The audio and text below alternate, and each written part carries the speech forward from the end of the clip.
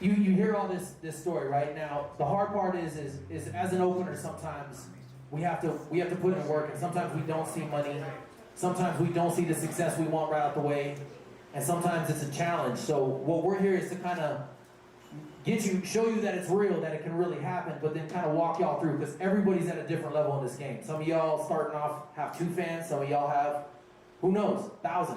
But we're here to kind of walk y'all through the process. So you want to dive into some more? So check. Okay.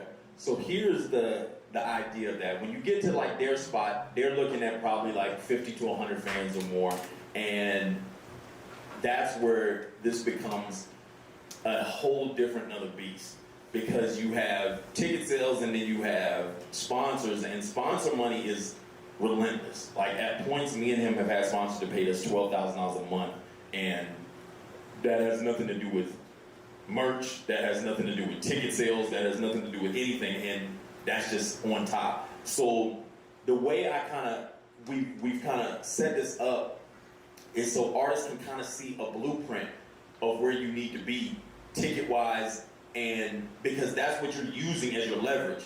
And like a lot of artists will say to me like, man, you know what I'm saying, like the promoter or something should have the fans and stuff. If a promoter controls your fans, then how do you even control anything in your career? Because if the promoter brings all the fans, he decides when he books you, he decides everything. So then if you don't have the fans, you can't contact them to sell merch, you can't contact them to make sure your new song is played, you can't do any of that, because you don't actually know who that person is. So I tell people, okay, if we break it down into levels of artists, I say you have artists that sell 15 tickets.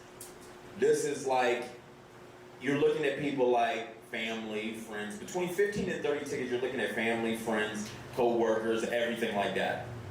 That's like the level that you want to kind of start at and kind of pay attention in like a city, to be like, hey, how can I get 15 to 30 fans? That's the goal, to just start getting like kind of relevant and having a fan base. I tell everybody, when you ask to see who's your fan, like, if someone can't spend the $15 or $20 to come see you, why are they really in your life if your goal is to be a musician? Like, you gotta be honest with yourself. I told myself this a long time ago. I was kind of like, well, why am I hanging around these people if they can't spend $15, but they spend $15 on weed and alcohol every week, and then they don't spend $15 to see me? It's weird. Like, when you really think about that, like a person spends $15, that's a meal right now. So then if a person don't want to spend $15 on you to see you perform, they really are saying like, fuck you. That's the reality of this, you know what I'm saying? Yeah. Now, yes, of course, some people have family things and stuff like that, so they might not be able to make every show.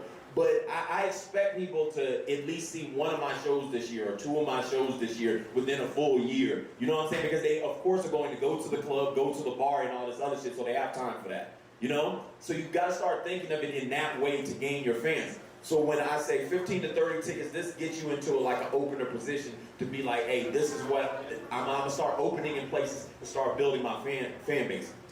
When I get to 50 fans, that means I'm at a headliner spot. That means basically I can go into any venue and put 50 people in that motherfucker, and everyone else who's opening are gonna put the other people in there. It's gonna look nice, and that's where it's gonna start moving.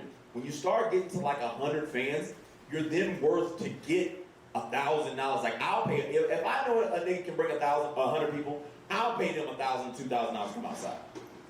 And I'm just gonna be real, because if I paid Caskey before, and he probably had 90 tickets sold on the thing, and then the artist sold the word.